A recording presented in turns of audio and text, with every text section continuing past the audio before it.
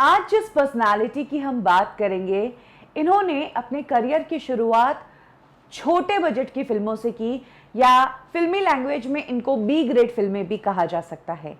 यहाँ से शुरुआत करके ये इंडस्ट्री की हाईएस्ट पेड एक्ट्रेस बनी।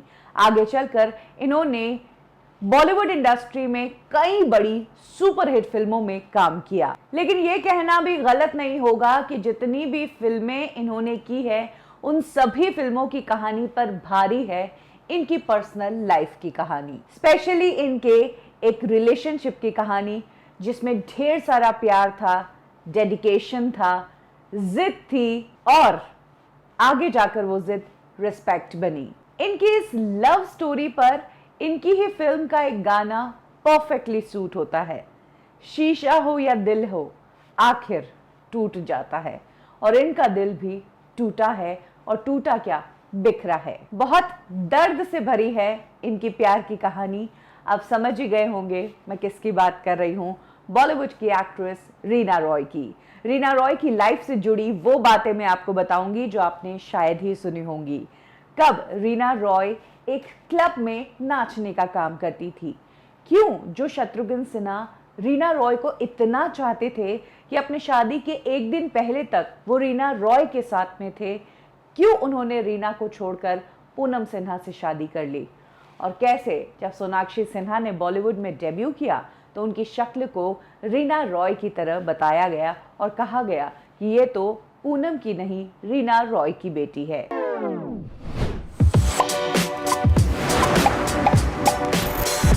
रीना रॉय के पिता एक मुस्लिम थे, उनका नाम था साकिब अली, जो कि खुद फिल्मों में जूनियर आर्टिस्ट के रूप में काम करते थे और जूनियर आर्टिस्ट सप्लाई करने का भी काम करते थे। उनकी मॉम हिंदू थी, शारदा रॉय उनका नाम था, और यही कारण है कि रीना का जब जन्म हुआ तो उनका नाम रखा गया सायरा अली। रीना के अलावा उनकी फैमिली में 2 बहनें थी और उनका एक भाई भी था। रीना के जन्म के कुछ ही सालों बाद रीना के मॉम डैड अलग हो गए, और इस डिवोर्स के बाद रीना की मॉम ने फिर से हिंदू रिलीजन अपनाया, और तब उन्होंने रीना का नाम सायरा से बदलकर रूपा रॉय रख दिया था। बाद में जब रीना रॉय फिल्मों में आई तो फिर उनका नाम रूपा से रीना किया गया। रीना के फिल्मों में आने का किस्सा भी बहुत इंटरेस्टिंग है, क्योंकि रीना की मॉम एक सिंगल पेरेंट थी, इसीलिए रीना ने जैसे ही होश संभाला उन्होंने काम करना शुरू कर दिया। और इनिशियली काम मिलना बहुत मुश्किल रहा, काफी स्ट्रगल भी करना पड़ा। इस दौरान रीना रॉय ने कई सारे क्लब में डांस करके भी पैसे कमाए थे। BR इशारा ने पहली बार रीना रॉय को काम दिया अपनी फिल्म नई दुनिया नए लोग में। इस फिल्म में वो डैनी के साथ रीना को कास्ट करने वाले थे, लेकिन किसी कारण ये फिल्म नहीं बनी, जिसके बाद उन्होंने रीना को कास्ट किया फिल्म जरूरत में। 1972 में ये फिल्म आई थी, और इस फिल्म में रीना को कई सारे इंटीमेट सीन्स देने पड़े थे। इस फिल्म में रीना के बहुत सारे बोल्ड सीन्स थे। अपनी पहली ही फिल्म में रीना ने ये सीन्स इसलिए दिए क्योंकि रीना को तब काम की जरूरत थी, उनके ऊपर उनकी फैमिली की जिम्मेदारी थी, इसीलिए ये जॉब चैलेंजिंग थी। उनके ऊपर बी ग्रेड या छोटे बजट की फिल्में करने वाली एक्ट्रेस का टैग भी लगा, उसके बावजूद उन्होंने इस फिल्म में ये इंटीमेट सीन्स दिए। इसके बाद लगातार रीना ने कुछ इसी तरह की फिल्में की जो कि लो बजट की थी और उसमें बोल्ड सीन्स थे, जैसे कि जंगल में मंगल। 1973 में रीना रॉय ने एक फिल्म की, जितेंद्र के साथ इस फिल्म में वो नजर आई थी। फिल्म का नाम था जैसे को तैसा, और इस फिल्म में रीना रॉय ने एक बार फिर से एक हॉट सॉन्ग किया था। बारिश का ये गाना था, अब के सावन में जी डरे। ये गाना बहुत पॉपुलर हुआ, आज भी इस गाने को बहुत पसंद किया जाता है। इस गाने से, इस पॉइंट से रीना रॉय नोटिस हो गई थी। 1976 में रीना रॉय की किस्मत तब बदल गई जब उन्होंने नागिन नाम की फिल्म की। इस फिल्म में उन्होंने इच्छाधारी नागिन का किरदार निभाया था। इस किरदार के लिए जो गेटअप रीना रॉय को लेना पड़ा था वो काफी टफ था, लेकिन उनकी ये सारी मेहनत रंग लाई। इस फिल्म ने रीना रॉय को इंडस्ट्री में बड़ी पहचान दिला दी थी। बड़े एक्टर्स के साथ उन्होंने काम किया था और जितेंद्र के साथ उनकी जोड़ी पसंद की जाने लगी थी। इसी दौरान एक न्यू कमर जो इंडस्ट्री में एक्टर बनने आया था वो अब डायरेक्टर बनने जा रहा था, और उसने डिसाइड किया था कि जब भी मैं डायरेक्टर बनूंगा तो अपने स्ट्रगलिंग टाइम के दोस्त को लेकर ही ये फिल्म बनाऊंगा। ये फिल्म थी कालीचरण। ये डायरेक्टर थे सुभाष घई, और सुभाष घई और शत्रुघ्न सिन्हा ने स्ट्रगल का टाइम साथ में स्पेंड किया था। यही कारण है कि जब सुभाष घई ने अपनी पहली फिल्म बनाई तो उन्होंने इस फिल्म में शत्रुघ्न सिन्हा को ही कास्ट किया और साथ में लिया रीना रॉय को। इस फिल्म की शूटिंग के दौरान ही शत्रुघ्न सिन्हा और रीना रॉय एक दूसरे के बेहद करीब आ गए। इनफैक्ट तब सुभाष घई बहुत फंस भी गए थे, क्योंकि शत्रुघ्न सिन्हा, रीना रॉय एक दूसरे के साथ इतना टाइम स्पेंड करते थे कि शूट पर उन्हें कॉल पे कॉल दिए जाते थे, लेकिन 2-2, 3-3 घंटे तक वो आते ही नहीं थे। यही वो टाइम था जब सुभाष घई ने भी डिसाइड कर लिया था कि आगे में इनके साथ तो काम नहीं करने वाला।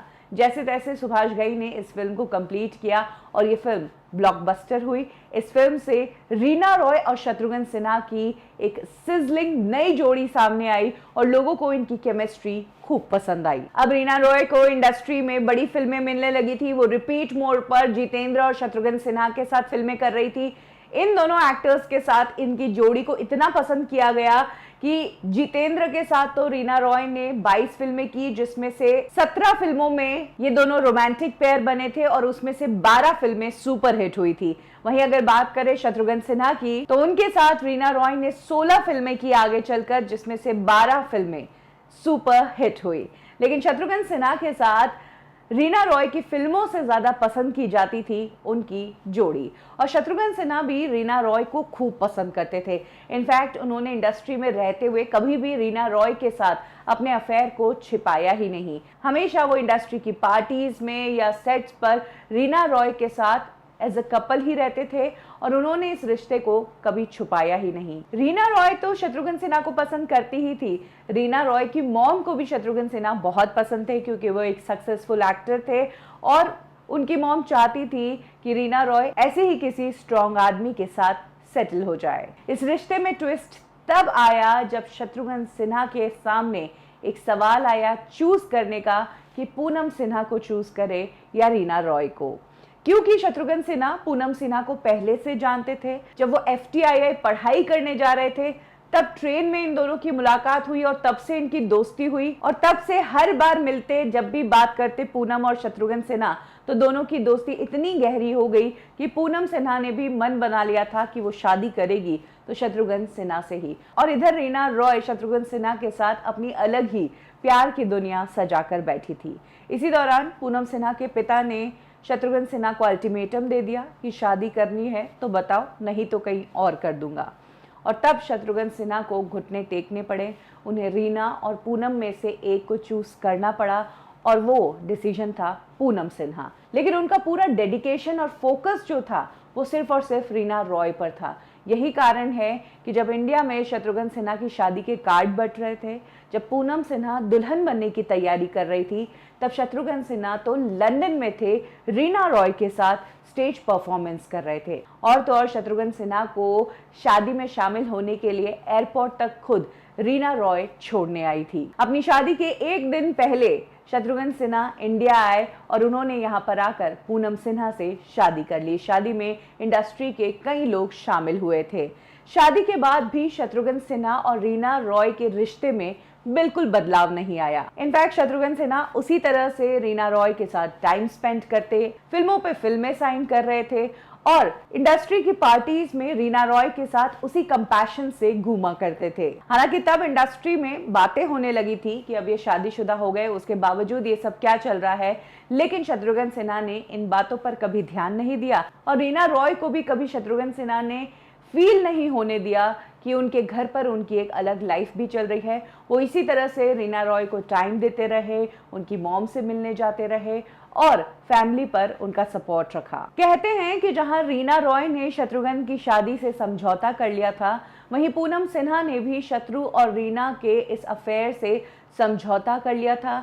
ऐसी कई चीजें थी जो सामने के सामने पूनम सिन्हा को दिख रही थी, लेकिन उसके बावजूद उन्होंने कभी इसके खिलाफ कुछ बोला ही नहीं। एक इंसिडेंट ऐसा था जब शत्रुघ्न सिन्हा लाहौर गए थे।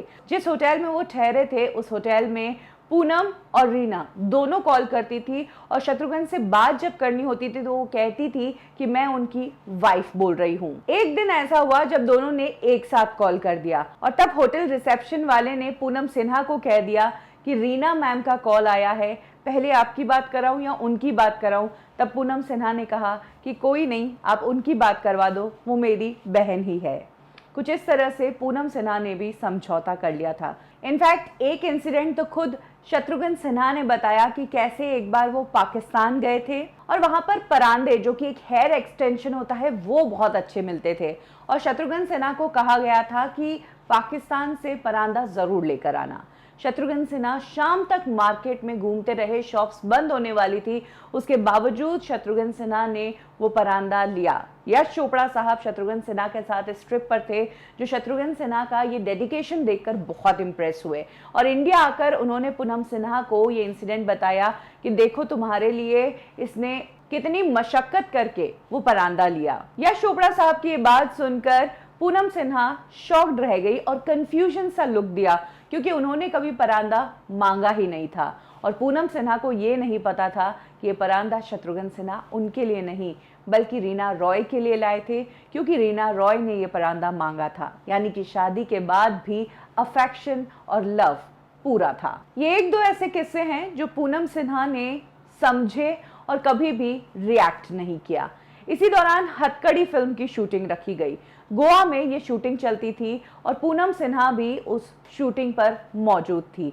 शत्रुघ्न सिन्हा वहां पर भी रीना रॉय के साथ टाइम स्पेंड करते थे, लेकिन पूनम सिन्हा ने कभी कुछ नहीं कहा। उन्हें पता है कि कहीं भी जाएंगे, at the end of the day मेरे पास ही आना है। लेकिन यहीं से शत्रुघ्न सिन्हा और रीना रॉय के बीच में प्रॉब्लम शुरू होने लगी, क्योंकि तब शत्रुघ्न सिन्हा की वाइफ पूनम सिन्हा प्रेग्नेंट हो गई और यहाँ से रीना रॉय का दिमाग हिलने लग गया कि आखिर इस रिश्ते का रिजल्ट क्या है। क्या मैं इसी तरह से बाहर वाली रहूंगी? क्या मैं इसी तरह से सौतन बन के घूमती रहूंगी? कुछ तो इस रिलेशनशिप का रिजल्ट निकलना चाहिए। तब पहलाज निलानी, जो कि इस फिल्म को बना रहे थे, उन्होंने रीना रॉय को एक और फिल्म ऑफर की थी। उन्होंने कहा था कि आंधी तूफान बना रहा हूं और उसमें भी तुम्हें और शत्रुघ्न सिन्हा को कास्ट कर रहा हूं। तब रीना रॉय ने पहलाज निलानी के सामने एक शर्त रख दी कि तुम्हारे दोस्त को कहना कि मुझसे शादी कर ले, वरना अगले 8 दिन में मैं लड़का ढूंढकर शादी कर लूंगी और जब तक तुम्हारा दोस्त मुझसे शादी नहीं करेगा तब तक मैं इस फिल्म के लिए हाँ नहीं करूंगी। इसके बाद मैं कोई भी फिल्म शत्रुघ्न सिन्हा के साथ नहीं करूंगी। कुछ इस तरह की बात दोनों के बीच हो गई और यहाँ से डिफरेंसेस जो है शुरू हो गए। पहलाज निलानी ने यह बात ऐसे की ऐसे शत्रुघ्न सिन्हा को जाकर बताई। शत्रुघ्न सिन्हा ने रीना रॉय को समझाने की कोशिश की। उन्होंने कहा कि मैं तुम्हें वाइफ का दर्जा तो कभी नहीं दे सकता हूँ। वहीं रीना रॉय चाहती थी कि जिस तरह से धर्मेंद्र ने हेमा मालिनी से धर्म कन्वर्ट करके दूसरी शादी की, उसी तरह से शत्रुघ्न सिन्हा भी वैसा ही कदम उठाए। लेकिन शत्रुघ्न सिन्हा अपनी इमेज की बहुत परवाह करते थे, वो अपनी इमेज पर दाग नहीं लगने देना चाहते थे, इसीलिए उन्होंने इस शादी के लिए कभी हाँ किया ही नहीं। उस दिन से रीना रॉय और शत्रुघ्न सिन्हा का रिश्ता टूट सा गया और शत्रुघ्न सिन्हा उस दिन बहुत रोए थे। वो बच्चों की तरह फूट फूट कर रोए थे।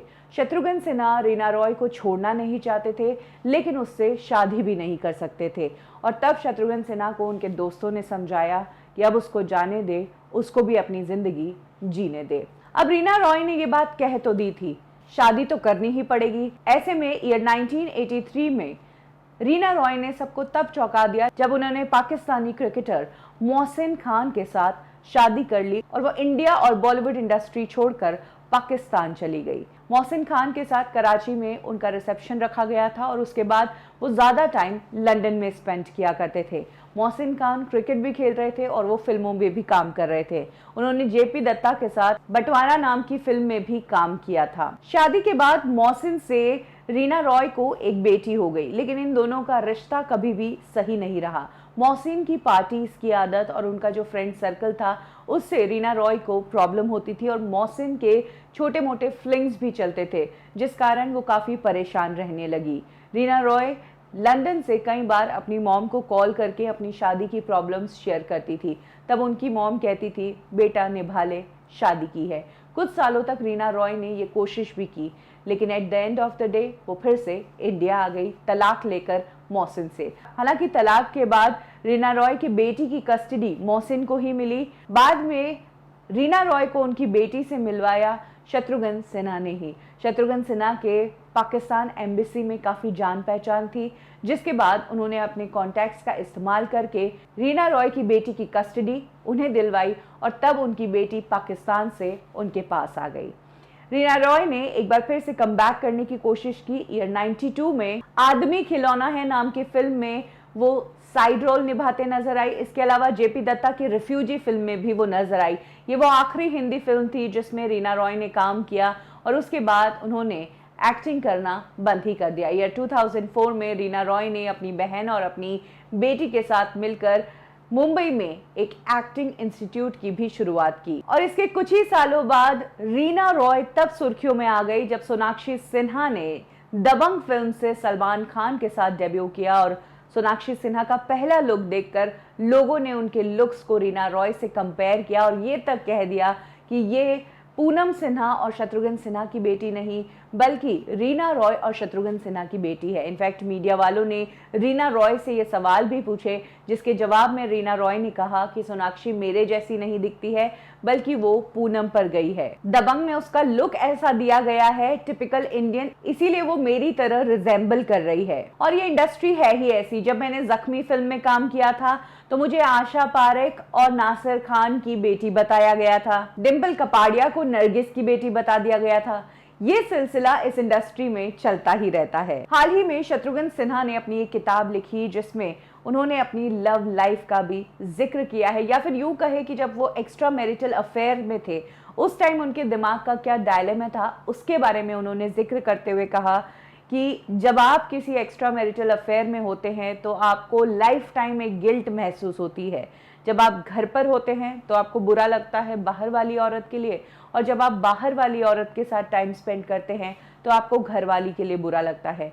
इसके अलावा कई ओकेजन्स होते हैं जहां पर आप फंस जाते हैं, जैसे कि करवा चौथ का व्रत आपके लिए दोनों ने रखा है, आप इसके पास भागेंगे या उसके पास भागेंगे। हालांकि शत्रुघ्न सिन्हा ने अपनी इस किताब में रीना रॉय का नाम कहीं भी मेंशन नहीं किया है क्योंकि उनका मानना है कि अब उनके भी बच्चे हो चुके हैं और वो उनकी रिस्पेक्ट करते हैं, आज वो डिग्निफाइड लाइफ जी पाए, इसीलिए वो इस तरह से किसी का भी नाम नहीं लेना चाहते हैं। लेकिन ये रिश्ता हमेशा उनके लिए स्पेशल रहा है। रीना रॉय को जब जब शत्रुघ्न सिन्हा के सपोर्ट की जरूरत पड़ी है वो हमेशा खड़े रहे हैं। और जहां तक बात है कि रीना रॉय के बजाय पूनम सिन्हा से शादी करने की, तो शत्रुघ्न सिन्हा ने अपने दोस्तों को बताया था कि रीना रॉय मुझे प्यार बहुत करती है और पूनम सिन्हा मुझे पूजती है, इसीलिए मैंने पूनम से शादी की।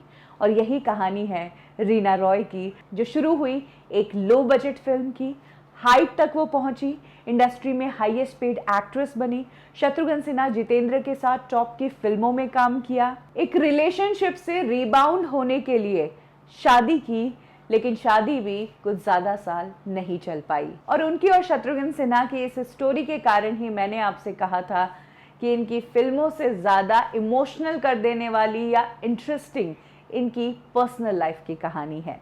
रीना रॉय की कौन सी फिल्म, कौन सा गाना आपको बहुत पसंद है, कमेंट सेक्शन में ज़रूर शेयर करें। कब की और कैसे में अभी के लिए बस इतना ही।